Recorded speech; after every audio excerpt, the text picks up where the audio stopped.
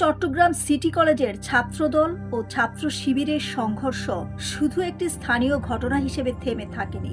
কয়েক ঘন্টার ব্যবধানে তা ছড়িয়ে পড়ে চট্টগ্রাম বিশ্ববিদ্যালয় ক্যাম্পাসে। এরপর আলোচনায় আসে জাতীয় সংসদ পর্যন্ত।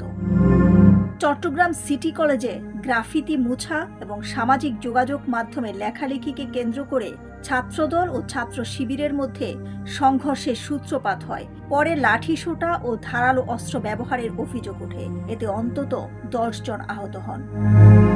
ঘটনার কয়েক ঘন্টার মধ্যেই সেই উত্তাপ পৌঁছে যায় চট্টগ্রাম বিশ্ববিদ্যালয়ে, যেখানে দুই সংগঠন পৃথকভাবে পাল্টাপাল্টি বিক্ষোভ মিছিল করে। সময় ও স্থানের এই দ্রুত বিস্তার ঘটনাটিকে একটি লোকাল সংঘর্ষ থেকে পলিটিক্যাল সিগন্যালে রূপ নেয়। চবি ছাত্রদলের সাধারণ সম্পাদক আব্দুল্লাহ আল নোমান বলেন, চট্টগ্রাম সিটি কলেজের ছাত্রদল ও সাধারণ শিক্ষার্থীদের উপর গুপ্ত শিবির হামলা চালিয়েছে। ক্যাম্পাসে গুপ্ত রাজনীতি নিষিদ্ধ করতে হবে, আমরা প্রতিরোধ করে তুলব।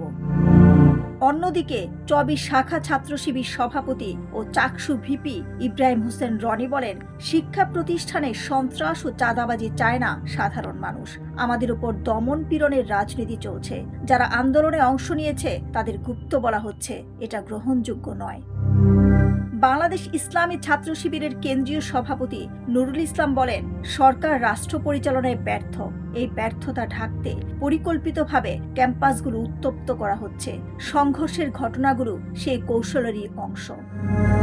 ঘটনাটি ক্যাম্পাসে সীমাবদ্ধ থাকেনি, জাতীয় সংসদে আলোচনায় উঠে। চট্টগ্রাম 15 আসনের সংসদ সদস্য শাহজাহান চৌধুরী বলেন, সংঘর্ষের সময় একজনের পা কেটে নেওয়ার মতো গুরুতর ঘটনা ঘটেছে। এটি অত্যন্ত উদ্বেগজনক। এর জবাবে স্বরাষ্ট্রমন্ত্রী সালাউদ্দিন আহমেদ বলেন, তদন্ত শেষ না হওয়া পর্যন্ত কারো উপর দায় চাপানো ঠিক হবে না। প্রকৃত ঘটনা যাচাই করা জরুরি। এই ঘটনা ইঙ্গিত দেয়, ক্যাম্পাস রাজনীতি এখন আর স্থানীয় পর্যায়ে সীমাবদ্ধ নেই, সেটি মূল রাজনৈতিক লড়াই হয়ে উঠেছে। দিলরুবা খান, ডেস্ক রিপোর্ট, সোনালী নিউজ।